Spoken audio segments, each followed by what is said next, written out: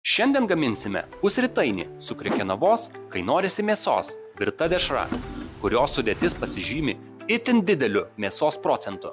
Tačiau lygiai taip pat galima gaminti ir su bet kuria kita krekenavos virta dešra.